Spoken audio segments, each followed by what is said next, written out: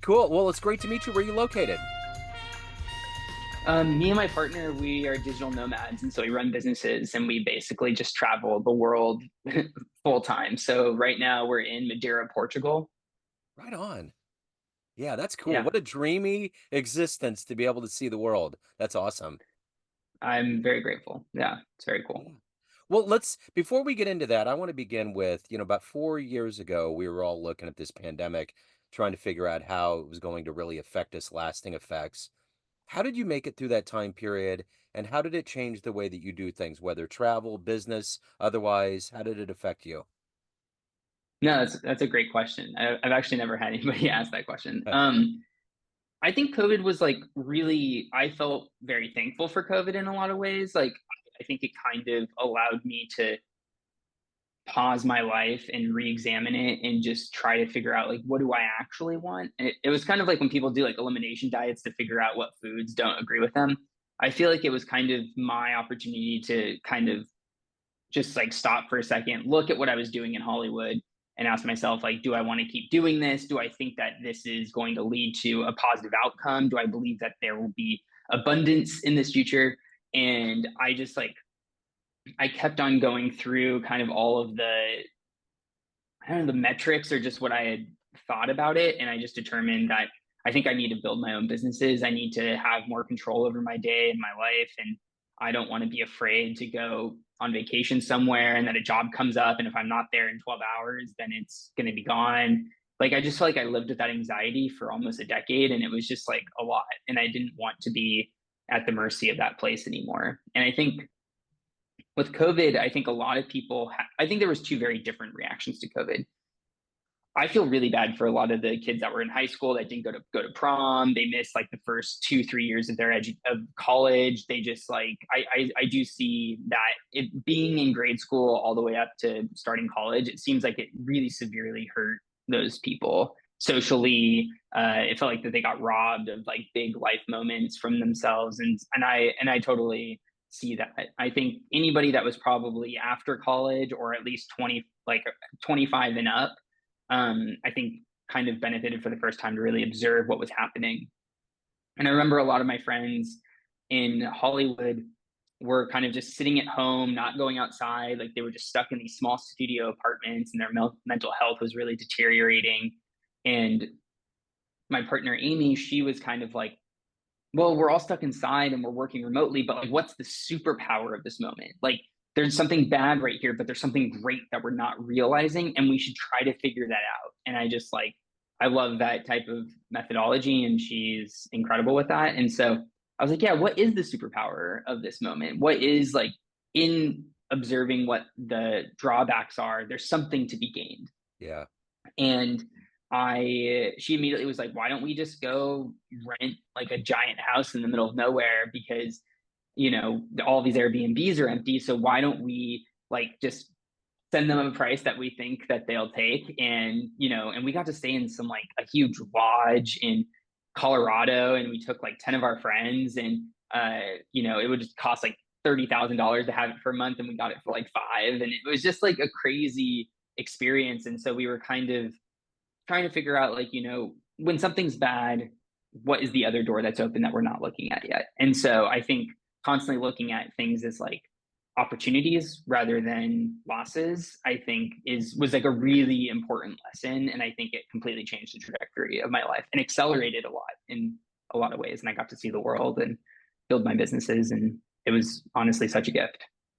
Talk about the yin and yang. You just totally flipped the script on your life to go from the stress cauldron of Hollywood, of all of that life that is Mm-hmm. obviously very stressful, to just being able to see the world and kind of dictate what you want to do. It seems like the absolute opposite. Yeah, like kind of going like you were saying, like from this very regimented lifestyle that was very underpaid to then being like, if I'm a business owner, then I can be like, here's my value that I'm providing, and you can determine if you feel like that's worthwhile, whether it's like I'm like consulting on helping you with optimizing your marketing or creating automations for your like, your leads that are coming in, like whatever it was. I was kind of just like, it's nice to be like, here's my value, and for people to be like, yeah, okay, cool, help me. Yeah. Or, oh no, I don't think it's like valuable. But there's no like discussion really. It's like it's either this job's going to happen based off of me being able to sell the value I have or not. Yeah. And I think that the yin and yang that you were asking about going from that lifestyle into the world, I feel seeing the world is so important because you get to kind of see how a lot of different places live. Hmm. How Japan operates is very different than how Mexico operates. It's very different than how Argentina operates. It's very opposite to how Korea operates or Thailand or whatever, and Europe. And it's kind of interesting to see all of these different cultures and societies that are in different stages of development or where their like superpowers are, what they're really good at that other places aren't. Like the public transportation is virtually better everywhere else but America. And so it's it's really interesting to kind of get to go to these places and sort of get to absorb different ideas, different people, and meet other people that are also traveling because they're also looking for something. Is that most people that are looking or are traveling are often looking for something. Some are Yeah. running away from things, but I think that there's just like an interesting pot of the world is so accessible now, and the fact that I'm on an island in the middle of the Atlantic and it's just like, and I get to look out and I just see the ocean all the time and I pay $2,000 to be here for the month is like insane. Yeah. It's like I couldn't get that anywhere else. And Yeah. so I think there's this like leveraged opportunity to also go to places that extend your runway, give you like more culturally significant experiences. And yeah, so going from it's almost like going from such a regiment to complete freedom. I think that transition has been the most difficult because I've had to build my own structures of how I operate when I get up, when do I stop work, how do I, because I worked pretty much every day and I definitely, had at least a weekend when I was in Hollywood. And so it's interesting to kind of be your own boss and trying to figure out what is the goal and how do we achieve this, but also having to manage yourself and your health. It's like so different. So let's get to the crux of what you were doing prior to this new move of being a digital nomad of your life in Mm-hmm. Hollywood as a writer. So I'm going to put you in front of a bunch of third grade students. It's career day. And one of the Okay. kids is like, "Hey, what do you do for a living?" How would you Mm-hmm. describe what you were doing in Hollywood and how would you describe what you do now? Um, I was I guess this the very simplified version is I was a television writer. I worked in writers' rooms and I, helped write scripts or I helped the creators or the showrunners or my bosses basically form their ideas or consolidate ideas. I was a writer's assistant in a lot of those rooms also. And I think like that's what I describe. When you watch Peppa Pig, there's somebody writing that, just like you write your ABCs. I wrote the words that Peppa Pig said. Not, I didn't actually work for Peppa Pig, but Yeah. that's what I would say just in third graders Yeah. about what I did there. But but honestly, like a lot of people come at writing from very different places. A lot of people write the things that they feel like that they can't say in their own life. People express fantasies of the people they want to date that they aren't dating in their own life. And I always felt, for me, writing was just like a process by which I was trying to create an experience to lead to an epiphany for somebody. Like something that I'm dealing with in my life or whatever is like friendship. Like what is the cost of friendship? What's worth sacrificing for friendship? We are the people we surround ourselves with, but what if you're becoming a person you don't want to be, but like it's not all bad? Like how do you weigh what the compromise is? And I think that I've been just fascinated with that idea in general in my life. And I'm like, how do I create a script that is sort of like that idea is the DNA, that theme, that whatever, that philosophy. And I'm creating story to have that discussion around the things that I feel a lot of people deal with that maybe don't think about in that way, or I'm just wanting to explore that in its complete form. And each person is a different side of that argument. And eventually everybody's idea will be like broken down, evolved, changed into some other thing, which is my thesis on it. And I think like that was what I thought about writing. And what I realized is that process wasn't very different from creating businesses. Oh, there's a problem. There's like a question. What is the answer? And what is the framework to create that answer? What is the process to get to that end conclusion or to that aha moment or perceived value? I felt like that was really important for me. And so that's why I think it was like a pretty good transition is I think in Hollywood, a lot of what people valued me for and hired me for is I was very good at retconning. And what retconning means is that you basically you create a story in the past to explain something that happened, but it wasn't planned. It's sort of like, this is what it could have been. And then they're like, okay, that's good enough.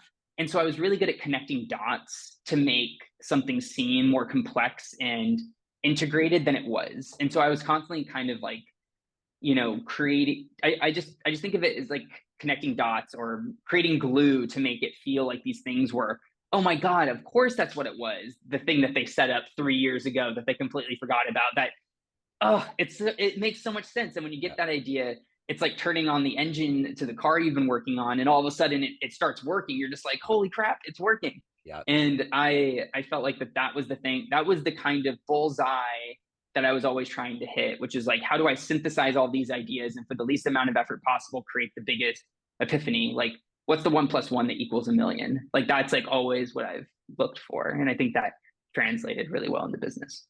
So what did you want to be in the third grade? Was your dream always to go to Hollywood?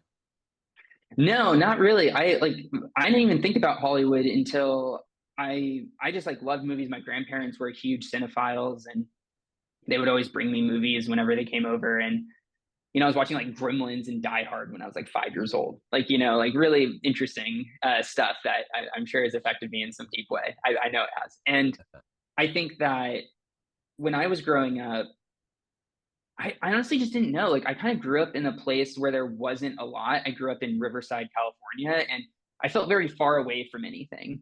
It always, like, I was kind of in this desert town. There was a lake nearby, but there wasn't very much industry other than people that wanted to sell boats, or, it wasn't like, it didn't feel like very, like, intellectually very big. And I didn't see a lot of creative people around me, or at least creative in a traditional sense of like storytellers, writers, musicians. Like, I wasn't finding that. So it felt very kind of culturally empty in a lot of ways. It was very much more like, we're going to go out on motorcycles on the weekend and like, ride around the hills and all that stuff. And I was like wanting something a little more, I guess, intellectually nutritious. And so I just turned naturally to movies and TV and books and storytelling in general. And so, but I didn't think that I was actually going to write for it. And I came at writing because I felt like I couldn't communicate with people around me. So I felt like I had to, the next best thing to feel like my ideas were real was I should just write. And then I was going to be a doctor. I went to UCSD because I was thinking I was going to be a doctor. And just like, I don't know, like if you feel it in your life, but when you're doing something and it just feels like it's just wrong, like you're just rejecting it, like you're flowing up a river that's not working. And I was feeling that a lot, in my organic chemistry class. I'm like, what is this? Like, why am I doing this? And then my roommate was just like, well, you like writing and you like movies. Maybe you should write for movies. And I just had never even thought of that. Like, it just never occurred to me. And I was like, okay, like maybe. I'm like, well, how do people do that? And he's like, I don't know. There's film school. Why don't you just like Google it? And then I applied to NYU and then I got in. And I was like, oh, okay. I guess I have some merit. And so I went to NYU Film School and did that for a couple of years. I'd never even been to New York. I went there for the first time to live there, and it was so different than desert town California. And and then I was like, okay, I want to do this and I want to like contribute to this. And that's how I arrived there. But I honestly, what I think I wanted to be when I was growing up, I love that show CSI. And I was like, I want to be a crime scene investigator. It's just so cool. You get to investigate and solve problems. And I like puzzles. And so it just always felt like a giant puzzle. And so I think that was my initial idea. And then as I got older, I think it kind of just kept shifting. But yeah, I went from crime scene investigator to TV writer and now business owner. So who's been a hero for you? Who's been an inspiration for you in your work? Hmm. I feel like it changes so much based off of the the different things that I've wanted to do. I think honestly the thing that drew me to Hollywood is back when I used to collect a lot of DVDs. And the thing that I found that I really loved on DVDs is that they often had commentary. They had special features where the director would talk about what their intention was and all this stuff. And I found that like in Hollywood, there was just something about the way that people talked about things that was so engaging to me.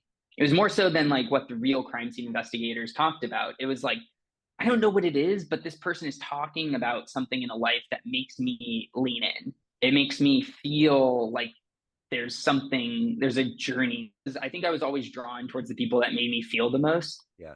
Um, and that's why it naturally, like, the DVD commentary on those things, it's actually sad. I don't think there is that commentary anymore, just like Yeah. on the streamers. So it's just like lost, which is such a shame. Yeah. It's so hard to access now.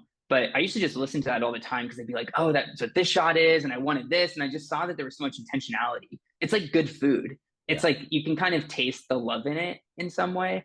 And I felt like that with music, with like movies. And I just loved hearing people talk about process because I think process is just so deeply interesting to me. And so, when I was growing up, and really into movies and stuff, I was like really into David Fincher commentaries, like Yeah. him talking about Seven, and he would have like three separate commentaries. He's like, I'm just going to talk about sound and picture. This I'm going to talk about story, and this I'm going to talk about directing the actors. Like it's so funny how he was like, I need three shots at basically going through my whole thing to talk Yeah. about the different levels of it.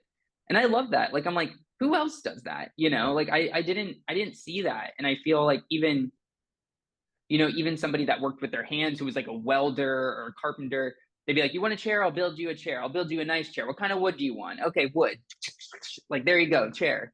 But I'm like, but what do you build? Like what is something that you really care about? Like that Yeah. you want to build? And I just like I think sometimes like the process and doing and just like being I admire being a craftsman, but I really appreciate process. Yeah. Because I think like in what I saw in Hollywood a lot with like various people that were doing rewrites on some big movies, and um I I was working for this guy, Craig Mazin, for a little bit, and he is the showrunner of The Last of Us, and he wrote Chernobyl, and he's done a bunch of things. He did Scary Movie, he did Rocket Man, he wrote the new Wicked movie coming out. Like there was just so many things that guy has done, and he was basically brought in as like a Hollywood script doctor. It's like we're trying to get this person attached. Can you write this role to beef it up a little bit to make it something she really wants so we can attach her? And I just and it was interesting just seeing how the mandate was like the script was a means to attract different people, but wasn't always what the story was going to be. They're just like, we need to attach this person, we'll go back to the old script. And it was like these like weird things where they were brought in to basically like create the reason why other people would say yes, or it was just so fascinating. And what I asked him is like, what was it what's it like kind of going in and putting this effort into a script that this scene will never get seen, or like what's it like? And he's just like, the moment that I stopped putting my like hopes and dreams into everything that I was writing, it got a lot easier. He's like, I started thinking about it like the carpenter. I started thinking about it like these other people who just like do the job and they can do it well, but Yeah. aren't like their life isn't going to end if you don't like the chair. Or like, I made a good chair, you don't want it, okay, like you'll Yeah. still pay for it. It's like Yeah. the moment that they started kind of just getting down to fundamentals, to just saying like, I'm here to do a job and it's not going to determine my life's work. Yeah. And I don't know, it was just like fascinating. So I think I've always just been examining and trying to find people that really care about something. Because that's like, I feel like that's the most important stuff in life, is being around Uh-huh. people that are willing to sacrifice for the things they care about and care about their skill, care about their craft, and put in the energy and the work. Um, but as I starting my own businesses, then I was like veering, this is a very long answer. Then I started veering more towards like the business books. And that was kind of something that I really cherished, because I feel like that, I can talk to a writer in Hollywood, and because Hollywood's already built around networking, everybody's already like much more open to engaging with you. Yeah. Whereas I feel like sometimes in business, a lot of people value their time as money. And so they think that like, I need to just say no to all of this, or I can't help somebody growing up, or I'll write a book because it'll be the least amount of my time and it'll also pay for itself. And so I felt like the only way I could get actual like quality time with people was through the written word. And so I just started reading like Jim Collins. I went through all the Walter Isaacson books. I just like, and honestly, like as I was going through that process of reading all of these different books, they all started kind of overlapping in some ways in their ideas. And a really significant one for me was actually Rich Dad Poor Dad, specifically kind of like the first third of that book of him talking about his kind of origin story of examining what does it mean to be a business person. And I think it's like the perfect distillation of what it is going from being somebody working for somebody to working for yourself, and how different that mind shift changes. Like it literally feels like it rewires your brain. And it's really hard to just like it's just a really disorienting process because you've worked so long for other people. And now when you're managing other people, you're just like, oh my God, I see what they were dealing with. And then you have to like implement all these like psychologies and boundaries and rules and let like and so just like I felt like I just wanted to keep adding more feathers into my cap. Yeah. And eventually I got to the point where I just had read about 50 business books, and then there wasn't like I wasn't getting any new ideas out of it. And so now I'm reading fiction. So Right that's on. what that's how my mentor, people I looked up to or read a lot. Yeah. That's what I focused on. So, what are you the proudest of everything that you've done between writing and what you're doing now in your business as an entrepreneur? What are you the proudest of? Hmm. Wow. Because immediately a couple things come to mind where it's like I feel I feel like it's like that Snoop Dogg meme where it's just like I'd like to thank me for believing in me and pushing myself forward. I think I am the product I've built the most. And I think that, there's other things that I'm extraordinarily proud of, but it's just like I can still smile and like get up in the day. And it's like yesterday was a really hard day with a freelancer I was working with, and we had to part ways, and it was just like it's hard to kind of be present and try to assert that people can't take advantage of you. And I'm just proud that because I always want people to feel good. I want people to feel seen. And and I think that I'm proud that I'm able to do the right thing even though it's the hard thing. And I don't shy away from that. And in terms of like products that I'm super proud of, like I got to work for one of my heroes, Damon Lindelof, who wrote Lost. That was the show that really made me want to be a writer, and I got to work for him on The Leftovers, and that was like a dream job for me. That felt like a very like singular moment that if I focus on something hard enough, I can get there. There's not because everybody's just like, I'll take anything, I'll do whatever. But if you're open to everything and whatever, then you'll never find that one thing. And I was like, no, there's one job in Hollywood. There's not 100. And I just kept every single person like, what do you want to do? I'm like, I want to work for Damon Lindelof. I want to do this. I want to do this.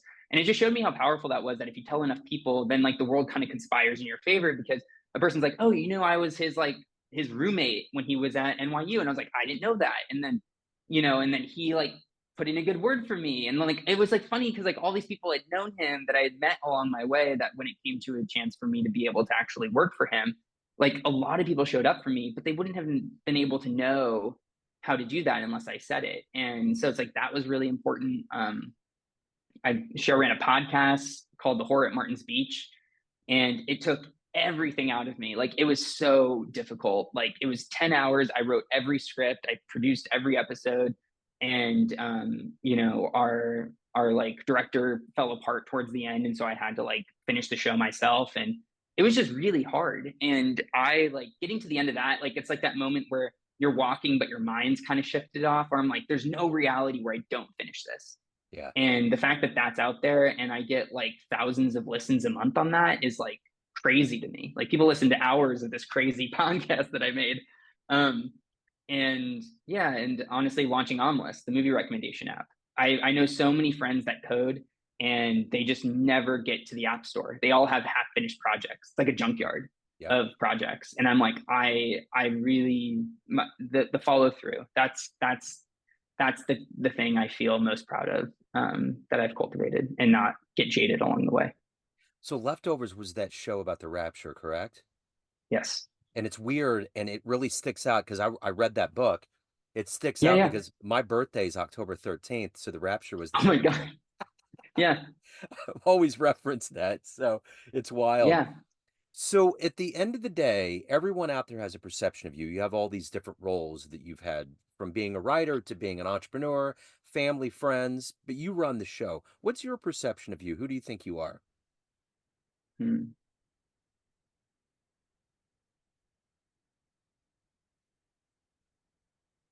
You're asking some great questions. Who am I? Mm, I I feel like I've always wanted to like be like the captain of a pirate ship, like a good pirate ship.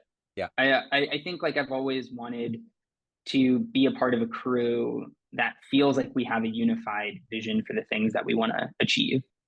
And and I think who I am is like I just want to be a cultivator of exciting things, and particularly in the things that I'm excited about. Like OmList is like, a movie recommendation app, but what it really means to me is what do who are we as people and how similar are we? Because our algorithm is just saying like based on you liking this movie, disliking this movie, liking this movie more than this movie, it ranks a list for you and then it compares you against other users. And and I'm starting to see similarities of people. And I'm like, how long or how many people would it take to find a 90% similarity yeah, based off of this? And I think like that question is so interesting to me, where I'm like, how similar are we? Is there somebody like you, Joe, like that's like has your same movie taste that's like in London, India, and like Chile, and they might like all the same stuff you do. They might like yeah, the same music you do or whatever. And I just feel like that there's not really something that's built to connecting us. It yeah, feels like things like Facebook or Instagram, it feels like there's like this observance, but there's not this like collaboration yeah, that I feel. And I wanted to find a way to figure out who who do we align with and who do we care about? Because I think or how do we find people that care about things that we care about? Because so much stuff in our life is is like built to making us average. Like we're built around an average. Like, you know, Oppenheimer's coming out and everybody's talking about it. We need to go see it. And, 500 critics on Rotten Tomatoes, 90% of them say it's good. yeah, And it's like, why are we always just like squeezing to the center? Like anytime we travel, it's like TripAdvisor is like, 27,000 people say that like Big Ben is a 4 out of 5 stars. And it's like, okay, like, but where's like the really good stuff? Like, yeah, where's like the stuff that feels like cultivated? And we just like don't have enough time in our lives to like do it all ourselves. And I wanted to create something that sort of was a gift to ourselves and other people, is that you could operate selfishly and selflessly at the same time. And I think like so who I am is like I'm like a connector. I'm like an alchemizer. Like I think I like putting different elements together to see what would be the greater thing of it. And and I like momentum. I don't know, I just like it's like the energy of things colliding into each other and making something new is so exciting to me. So it's like I think I like to, I don't know, I hope I inspire people. I hope I can give a vision of what we could accomplish. And I'm more of a polymath, and so often I come into situations where I need somebody that's with a more specific, like is like a really good mathematical engineer and has like a really good focus on this, and I need somebody to help collaborate with, to fill in my knowledge. And so I feel like I don't know, like I'm trying to just like bring all these elements together. And so yeah, so I don't know, I just want to like I want to teach people how to love, you know the journey to the idea, the yeah. goal. And I think that that's what my main goal is, or who I am, is I want to, I don't know, I just want us to be excited about stuff, whether it's like, Absolutely. yeah, I don't No, know. I totally get it. It's like depth. It's like you're getting to the soul, you're getting to the core of it, but you're creating a community around it. It's like having a Chipotle burrito is great, but when you get to that very bottom, when you squeezed all the sour cream to the bottom, it's like, Right. yes, I've gone through the journey. So if anyone wants to download the app, they want to look into your work, hire you, any of the good business, where do they go? Well, there's my website, kylecords.com, which is my name. And then, I have a YouTube channel, that's just Kyle Cords. You can find my stuff there. And then, OmList is OmList. You can just Google that, and I have a website for that. And it's currently on the App Store, hopefully soon to be on Android. But yeah, that's all of my stuff. I have a Substack where I kind of write about lessons I've learned as a founder. I've been doing like a series of lessons from my previous companies that are no longer around. And I those are the things pushing forward and contributing to the most. Right on. This has been a delight. Kyle, thank you, sir. Thank you for your time, for your creativity. I really appreciate it. Best of luck with everything. Thanks, Joe. I really appreciate it. Thank you, sir.